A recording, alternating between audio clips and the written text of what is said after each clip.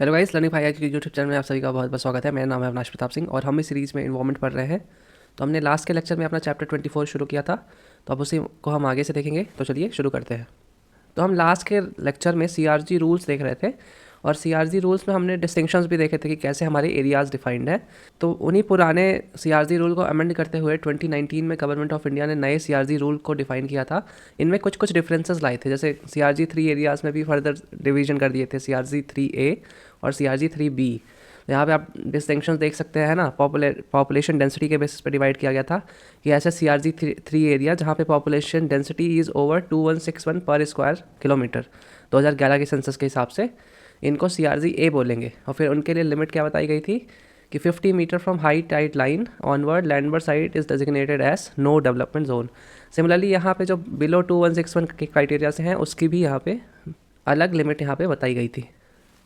तो not so very important for you. फिर no development zone में एक नया रूल ऐड किया गया था कि 20 मीटर का नो डेवलपमेंट जोन होगा for all island close to mainland coastland and for all backwater island on the mainland, है ना।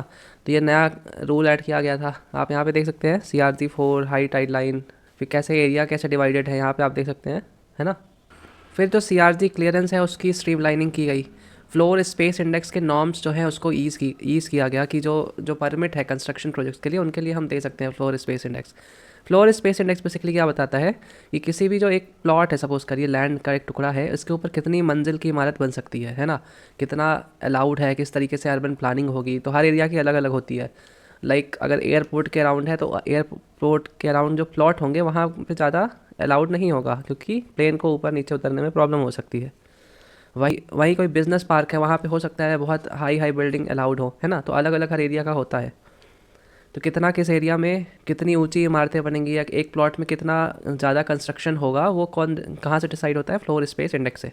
तो इसके भी नॉर्म्स यूज़ किए गए थे। फिर जो टूरिज्म इंफ्रास्ट्रक्चर जो है कोस्टल एरियाज़ के अराउंड टेम्पररी वाला, उसको भी अलाउ किया गया था, जैसे shack, toilet blocks, change room, drinking water etcetera. इसके बाद है हमारा इंटीग्रेटेड कोस्टल मैनेजमेंट प्लान। तो ये किसने लॉन्च किया था? Ministry of environment forest climate change ने लॉन्च किया था इसको। एक वर्ल्ड बैंक असिस्टेड प्रोजेक्ट है ये, है ना। मतलब वर्ल्ड बैंक इसको फाइनेंशियल एड देता है इस प्रोजेक्ट के लिए हमें। इसी प्रोजेक्ट के अंदर हमने क्या इस्टेब्लिश किया था? Society of integrated coastal management. इसका ऑब्जेक्टिव क्या है अल्टीमेटली? इंटीग्रेटेड कोस्टल मैनेजमेंट, जैसे नाम से हमको पता चल रहा है कि जो कोस्टल एरिया है या जोन है या कोस्टल इकोसिस्टम है या उसके आसपास की कम्युनिटीज़ है, उनका इंटीग्रेटेड तरीके से मैनेजमेंट कैसे किया जाए, ताकि जो आसपास की कम्युनिटी है उनको भी प्रॉब्लम ना हो और आसपास का जो इन्वायरमेंट है, इकोसिस्टम है कोस्टल एरिया, उसको भी दिक्कत ना आए।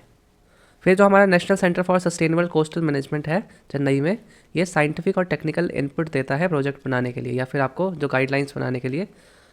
तो अभी तक सिर्फ 3 ही स्टेट हैं जो हमारे, गुजरात, ओडिशा और वेस्ट बंगाल, इन्होंने ही सिर्फ integrated coastal zone management plan अपने अपने स्टेट में बनाया है। तो ये इम्प्लीमेंट कौन कर रहा है at the end of it? ये society of integrated coastal management, है ना। तो ये बॉडी अभी 4 जो हमारे integrated coastal zone management plan के कंपोनेंट्स हैं इनको देख रही है। एक तो हमारा नेशनल कोस्टल मैनेजमेंट प्रोग्राम है उसको, और जो 3 स्टेट के अलग अलग हमारे integrated coastal zone management plan बने हैं उनको। फिर जो नेशनल लेवल पे है उस पर क्या है हमारे? फिर जो नेशनल कोस्टल मैनेजमेंट प्रोग्राम है उस पर हम क्या क्या कर रहे हैं? पहला तो है कि हम डिमार्केशन ऑफ हज़ार्ड लाइन बना रहे हैं for the entire coast line of mainland of the country. फिर एक national centre for sustainable coastal management बना रहे हैं, कहाँ पे? अन्ना यूनिवर्सिटी चेन्नई पे। उसके रीजनल सेंटर्स भी कहाँ बनेंगे? हर कोस्टल स्टेट में, यूटी में, to promote R&D for coastal management, है ना। फिर यहाँ पे ड्राफ्ट रूल के बारे में भी दिया हुआ है, आप एक बार इसको रीडिंग कर लीजिएगा, नॉट सो वेरी इंपॉर्टेंट। इसके बाद यही जो हमारी सोसाइटी है, जो इंप्लीमेंटिंग बॉडी है, ये उसके बारे में यहाँ पे दिया है society of integrated coastal management, है ना। तो ये बनी किसके अंडर है? Ministry of environment forest and climate change के अंदर। जैसे अभी हमने देखा कि it is the nodal agency for implementation of ICZM practice. और एक जो एनकोर प्रोजेक्ट है उसको भी यही इम्प्लीमेंट करती है। It also act as secretariat to national coastal zone management authority. तो ये सारे इसके रिलेटेड फैक्ट हैं। अब एनकोर यहाँ पे क्या है जो इसको और ये इम्प्लीमेंट कर रही है इंटीग्रेटेड कोस्टल जोन मैनेजमेंट के साथ? तो एनकोर बेसिकली एक वर्ल्ड बैंक फंडेड प्रोग्राम है to help India enhance is coastal resources, protect coastal population from pollution, erosion, sea level rise, improve livelihood opportunities for coastal areas and communities. तो almost दोनों का जो objective है, encore जो project है हमारा इसका और जो हमारा integrated coastal zone management programme है उसका, ऑलमोस्ट सिमिलर लाइंस पे है। इसीलिए इन दोनों को इम्प्लीमेंट कौन कर रहा है? हमारी ये बॉडी कर रही है। अब इसके बाद आपने ये टर्म शायद कभी सुने हो, ब्लू फ्लैग बीचेस वाले। अगर न्यूज़ में एक दो साल पहले भी बहुत रहते थे, इस समय तो बहुत दिनों से नहीं आया है न्यूज़ में। बट ये बेसिकली एक एनुअल सर्टिफिकेशन टाइप का है। कौन इसको दे रहा है? डेनमार्क बेस्ड एक ऑर्गेनाइजेशन है, फाउंडेशन फॉर एनवायरमेंट एजुकेशन। तो कोई गवर्नमेंट नहीं दे रही है ना, आपको ये याद रखना है। एक ऑर्गेनाइजेशन है डेनमार्क बेस्ड, FEE इसको हम शॉर्ट फॉर्म में बोलते हैं। तो ये ब्लू फ्लैग बीच को सेलेक्ट कैसे किया जाता है? तो इसके लिए 33 पैरामीटर इन लोगों ने बनाए हैं, जिनकी 4 मेजर हेडिंग क्या है? Water quality, environment management, environmental education और सेफ्टी। तो इनके अंदर 33 पैरामीटर हैं, उसी के बेसिस पे मार्क्स देंगे और जो क्वालिफाई कर जाता है उसको वहाँ पे सर्टिफिकेशन दे देंगे कि ये ब्लू फ्लैग बीच है। अब इसका फ़ायदा क्या होता है? बस एक टूरिज़्म में फ़ायदा होता है। जैसे हमारे इंडिया में अभी 12 हैं करंटली ऐसी बीचेस जिनको ये ब्लू फ्लैग सर्टिफिकेशन मिला हुआ है। तो होता क्या है, जब मैप में ये पूरे वर्ल्ड में नाम जाता है ना कि इंडिया की ये बीच के पास ये सर्टिफिकेशन है, तो इंटरनेशनल जो टूरिस्ट है, जो जाना पसंद करते हैं एक जगह से दूसरी जगह, उनको यहाँ आने का मन करता है उनके, क्योंकि उनको पता है कि यहाँ पे एक सेट ऑफ स्टैंडर्ड उनको मिलेगा। साथ साथ जो लोकल बीच का रख रखाव है, लोगों का एक्सपीरियंस है बीच जाने का, वो भी अच्छा होता है उसके साथ, क्योंकि पैरामीटर स्ट्रिक्ट है। तो अल्टीमेटली एक बेनिफिट दोनों के लिए होता है। अगर ये न्यूज़ में रहती है, कोई नई सर्टिफिकेशन मिली है तो ही याद रखने की बात है, अदरवाइज़ कोई इतना इंपॉर्टेंट ये ऑर्गेनाइजेशन या सर्टिफिकेशन ये नहीं है। अब इसका जूरी देख सकते हैं कौन कौन जो मेंबर है, कौन कौन लोग सेलेक्ट करते हैं इसको। और वर्ल्ड में हाईएस्ट ब्लू फ्लैग बीचेस कहाँ है? स्पेन के पास 729। तो हमारे सोचिए इंडिया जैसी बड़ी कंट्री में सिर्फ 12 है, और स्पेन जो है छोटी हमसे, उसके पास 729 बीचेस है ऐसी। तो यहाँ पे देख सकते हैं, यहाँ पे डाटा ओल्ड है इस बुक में, 10 नहीं है, अब ये 12 नंबर है ना। तो पहली कौन सी थी हमारी? चंद्रभागा बीच थी, जो ये इंडिया की और एशिया की पहली ब्लू फ्लैग बीच थी। फिर ministry of environment, forest and climate change का एक बीम्स प्रोग्राम है, ये भी integrated coastal zone management programme के अंदर ही आता है। इसमें भी वही सारे पॉइंट्स हैं लगभग। Abate pollution to coastal water, promote sustainable development of beach facilities, protect coastal ecosystem natural resources, promote local authorities stakeholders to maintain high standard for cleanliness, hygiene and safety, promote beach recreation and harmony with nature. ये जो BEAMS programme है ना, ये ultimately blue flag certification को add करता है ना। इसको आप बीच से रिलेटेड अगर कोई आंसर लिख सकते हैं तो वहाँ पे आप इसको मेंशन कर सकते हैं, बीम्स, है ना। तो अल्टीमेटली प्रॉब्लम क्या आ रही थी कि CRZ रूल हम बना रहे थे, उसमें हम रिस्ट्रिक्शंस लगाते हैं इन द एक्टिविटीज़ की बीच के अराउंड ये होगी।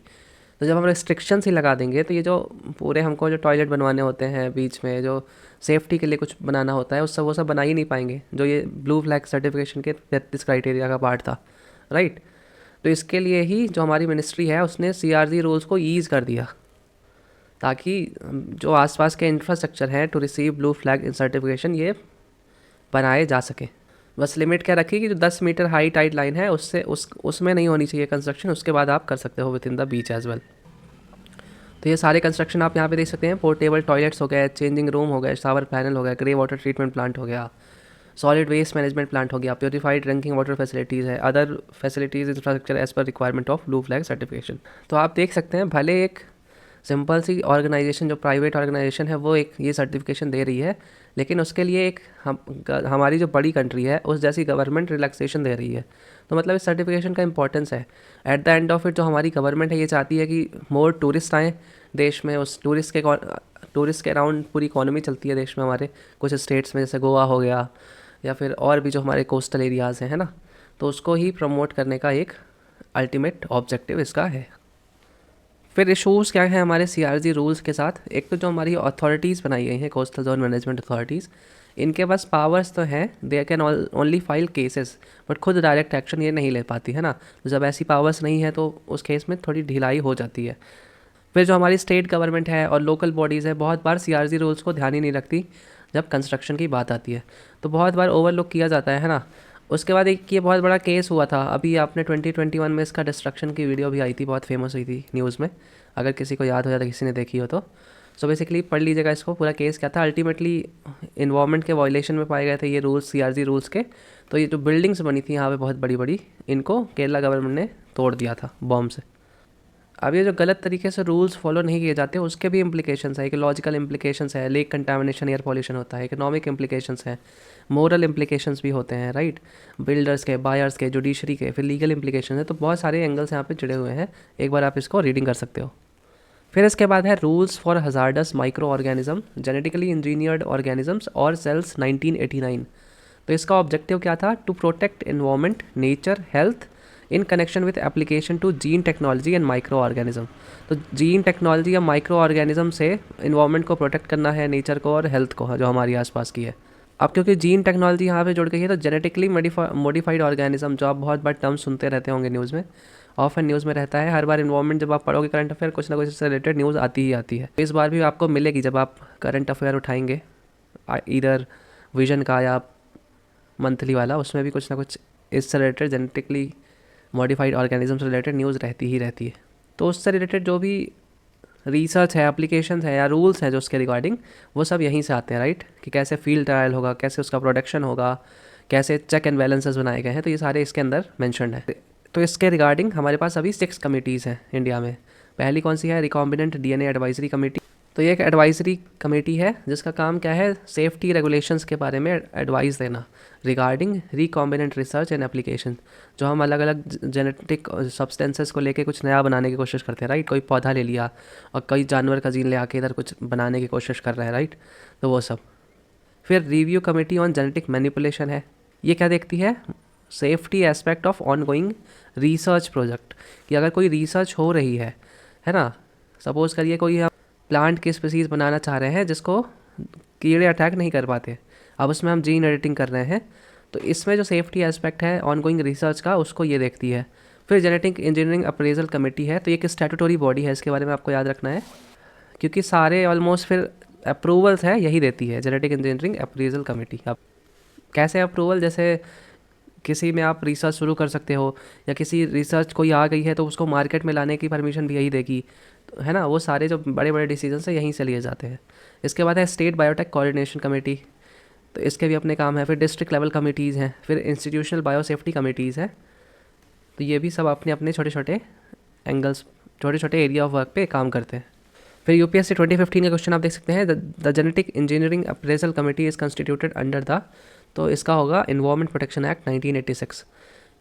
क्योंकि सबसे हमने पढ़ा भी था कि एक होलिस्टिक एक्ट है। अगर आपको नहीं भी बन रहा है ना, कि सपोज़ करिए भूल गया है और आपको गेस लगाना ही लगाना है फॉर एनी रीज़न, तो उस केस में ये holistic act is much better guess बाकियों के कंपैरिजन में।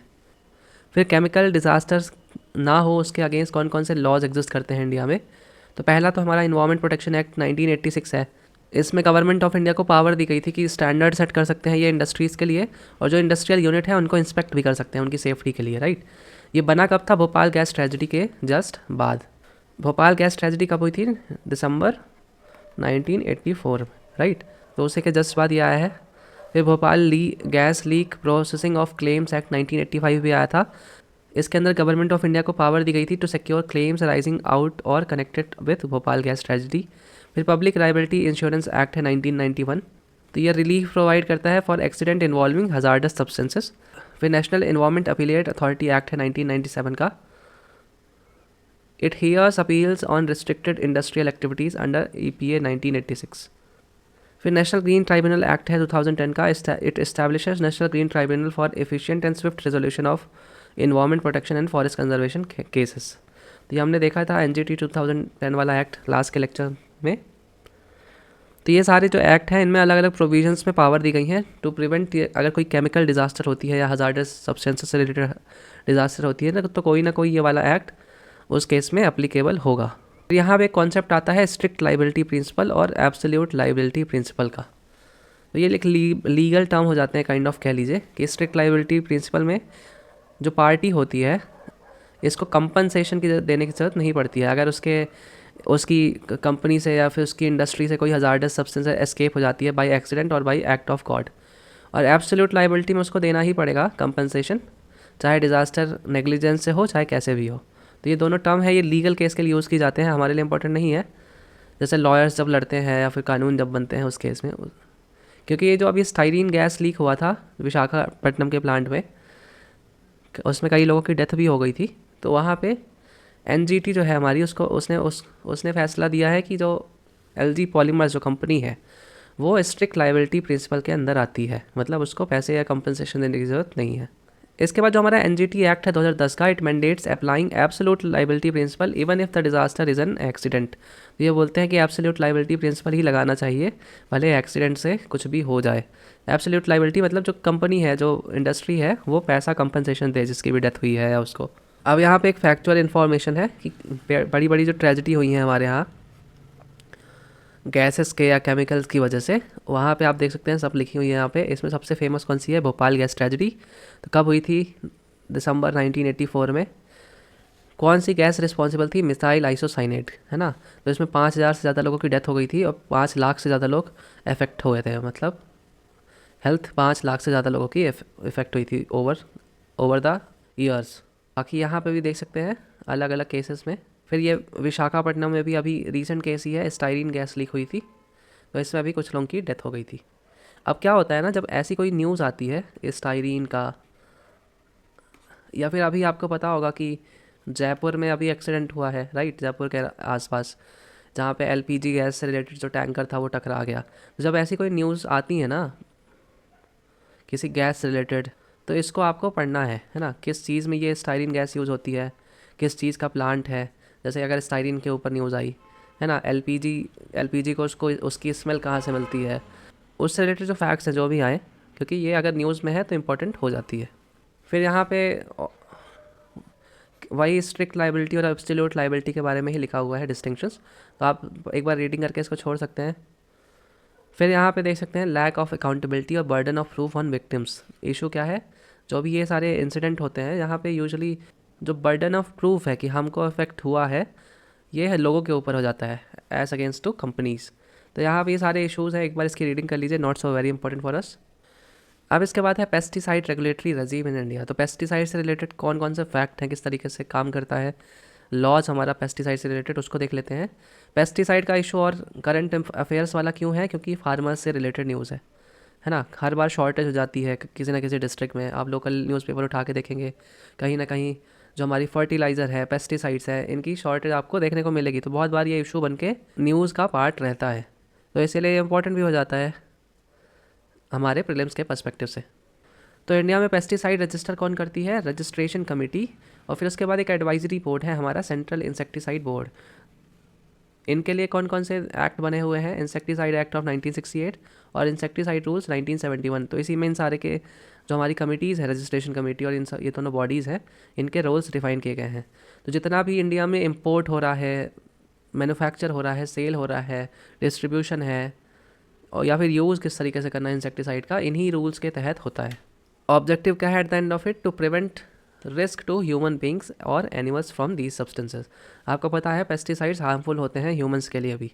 तो जब जो हमारे फार्मर्स हैं खेतों में उसको डालते हैं, तो उनकी हेल्थ भी बहुत बार इफेक्ट हो जाती है उसकी वजह से। तो किस प्रपोर्शन में डाला जाए, किस तरीके से डाला जाए, वो सारी चीज़ें भी यहाँ पे मैंशनड है। अल्टीमेट इनका गोल वही है। तो इन दोनों बॉडी को एक साथ क्या कहा जाता है? CIBRC, है ना। तो ये रजिस्टर करती है pesticide based applications and data provided by companies, उसकी एफिकेसी कितनी है, टॉक्सिसिटी कितनी है और उसके लिए सेफ्टी कितनी है। फिर मिनिस्ट्री ऑफ एग्रीकल्चर जो है हमारी, it can cancel registration, allow continued use या फिर ban pesticide based on RC recommendation.